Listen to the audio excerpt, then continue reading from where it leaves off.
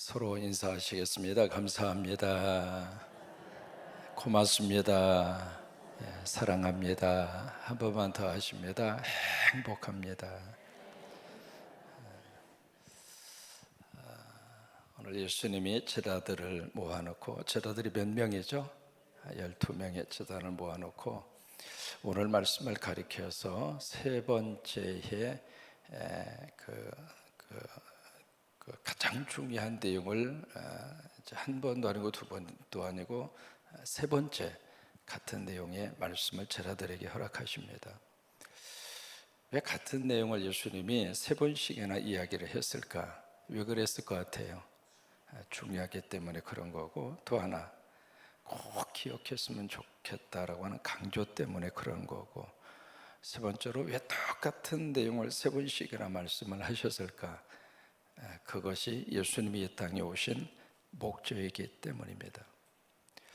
근데 세 번씩이나 이렇게 쭉 똑같은 말씀을 해 주셨음에도 불구하고 오늘 마지막 절에 보시면 제자들이 그 뜻을 알아요? 몰라요? 몰라요. 여러분, 이 상황에서 예수님의 마음이 답답했을까요? 시원했을까요? 이게 말귀를 못 알아듣는 자식을 놓고 부모가 같은 말을 계속 반복하면 부모님의 마음이 어떨 것 같아요? 답답하죠? 예수님의 심정이 그런 심정입니다. 오늘 예수님이 12 제자를 다 모아놓고 미래에 일어날 일을 그들에게 쭉 말씀을 하시는데 세 가지 내용입니다. 첫째로 우리가 지금 어디로 가고 있느냐면 예루살렘으로 올라가고 있다. 여기 이제 올라갔다가 아닙니다. 앞으로 예루살렘으로 올라갈 것이다. 미래형이거든요. 예루살렘으로 올라간다, 그 말씀은 두 가지의 뜻이에요. 첫째로 지리적으로 올라가는 겁니다. 예루살렘이라고 하는 이 자체가요, 시온성을 중심으로 해서 해발 754m입니다. 그러니까 어느 곳이든지 예루살렘으로 가면 길이 다 오르막입니다.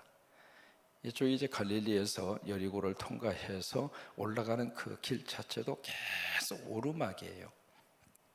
지리적으로 예루살렘은 해발 754m에 위치해 있으니까 올라가는 거가 되겠죠. 그 다음에 두 번째로 예루살렘은 바로 이스라엘의 수도입니다.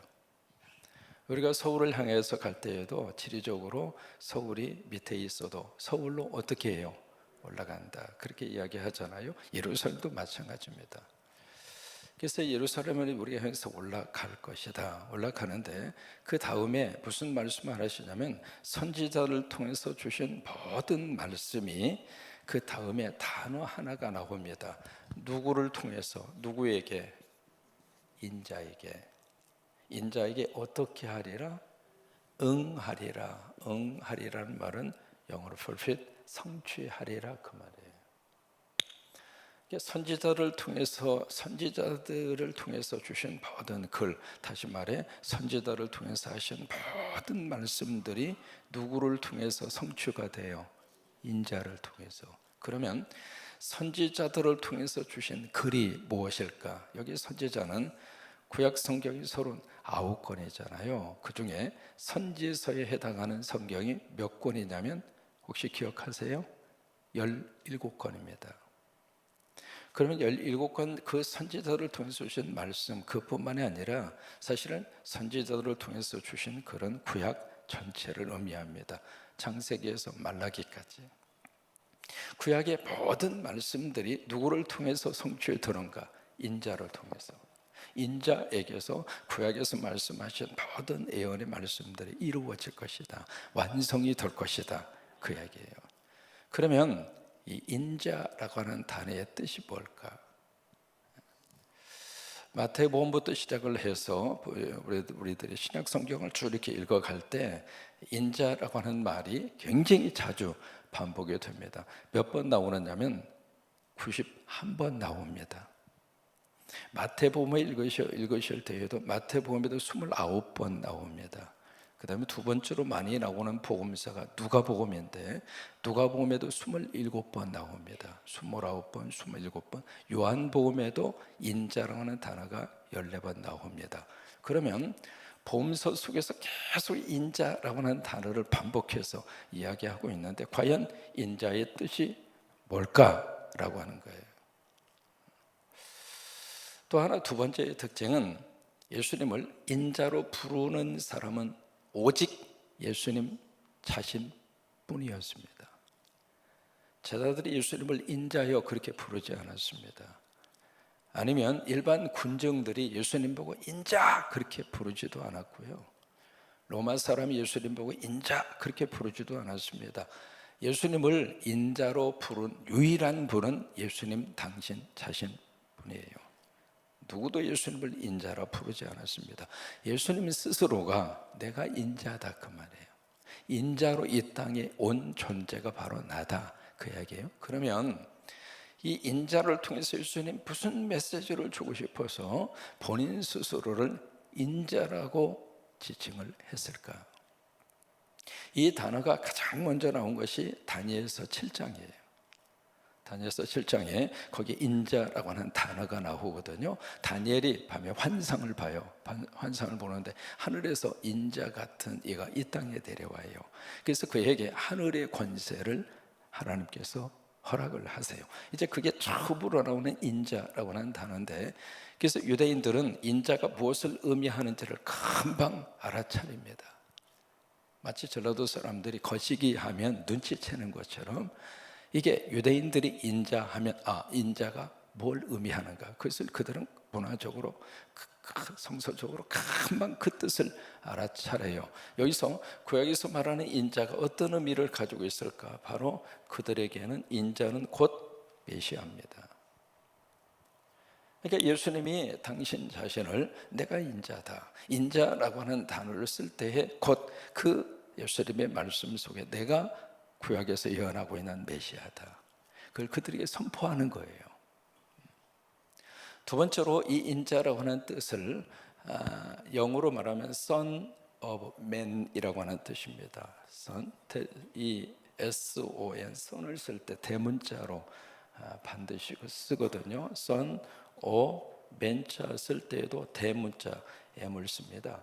그러니까 Son of Man, 사람의 아들이라고 하는 뜻이잖아요. 사람의 아들. 이 문자적으로 해석을 하면, 다시 말해서 예수님이 사람이다라고 하는 것을 예수님 스스로가 지칭하는 거예요. 난 하나님이면서도 사람이다. 이제 그런 의미를 담아서 인자라고 하는 단어를 쓰는 거예요.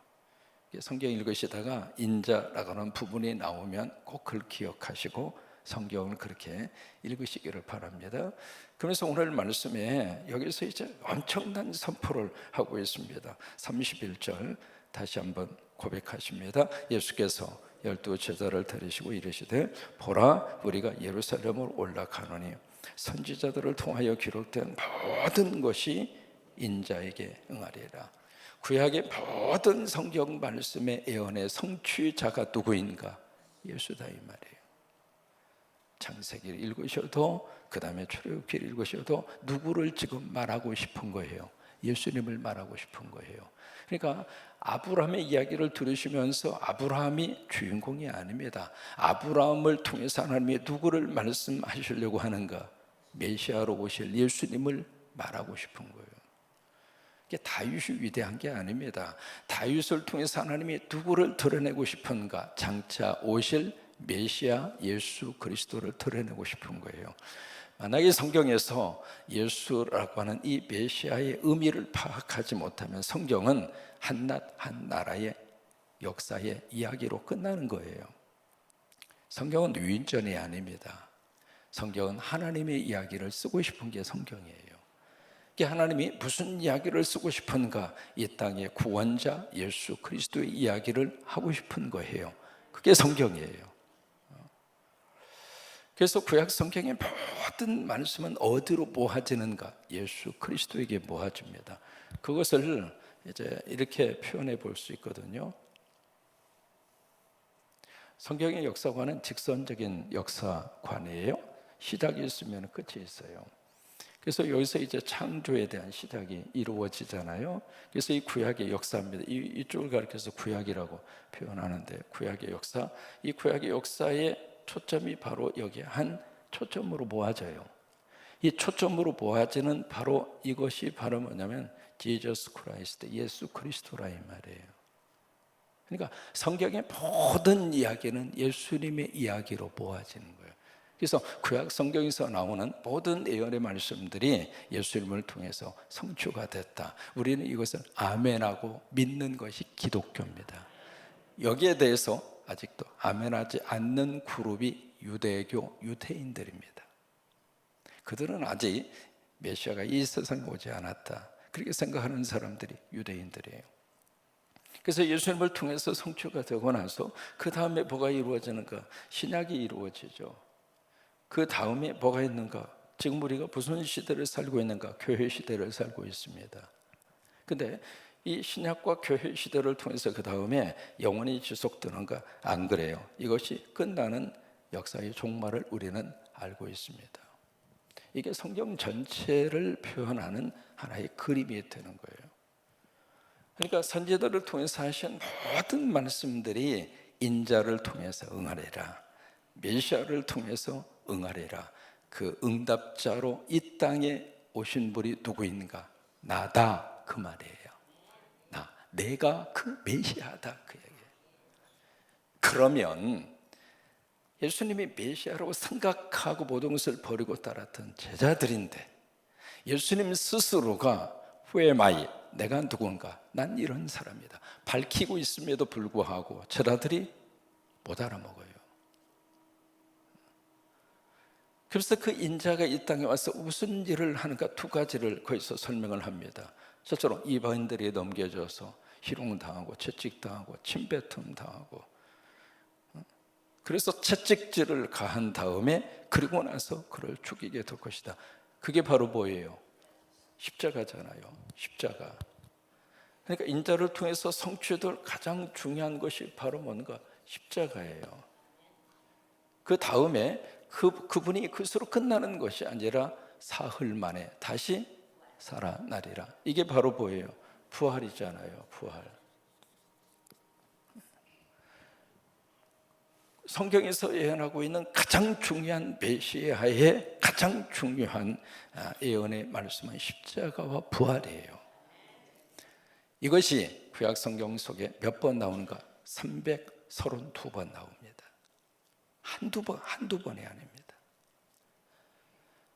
그러니까 예수님에 대한, 메시아에 대한 예언의 말씀이 332곳, 거기서 나올 정도로 메시아의 예언을 쭉 그렇게 해주셨는데, 그 메시아의 예언대로 이 땅에 오셔서 바로 십자가 부활의 사건을 통해서 그분이 메시아라고 하는 사실을 너희들에게 보여주게 될 것이고, 또 하나 구약에서 말씀하신 모든 말씀들이 결국 인자가 되는 나를 통해서 성취되리라. 그러면 우리 같으면 아멘 해야 정상 아닙니까? 그죠? 제자들이 그 말귀를 못 알아먹어요. 근데 성경은 왜 제자들이 그것을 이해하지 못한다고 했을까? 그 다음에 뭐라고 말씀을 하시는가? 그 의미가 히든, 감추어져 있단 말이에요. 여러분, 같은 말을 할지라도 왜 제자들이 그것을 못 알아먹었을까? 왜 그랬을 것 같아요? 사람은 참 묘합니다. 마음이 있는 대로 들리고 마음에 있는 대로 보입니다.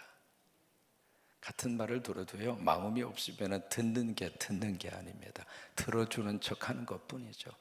그냥 듣는 것으로 끝나는 거예요. 그게 마음속에 정말로 이해가 되고 그게 정말로 마음속에 그대로 말뜻을 알아들으면서 받아들인다고 하는 게, 그 사람을 가슴에 품지 않으면 제대로 그 말귀를 알아들을 수가 없는 거예요. 그런 의미에서 여러분, 설교를 들으실 때 설교자를 가슴으로 품으시기 바랍니다. 내가 설교자를 거부하잖아요. 어떤 설교를 한다 할지라도 들리긴 들리지만 영으로, 우리 영혼 속에 그 말씀이 제대로 이해가 안 돼요. 설교자를 마음에 품어야, 그래야 설교자의 음성이 나에게 아멘으로 와닿는 거예요.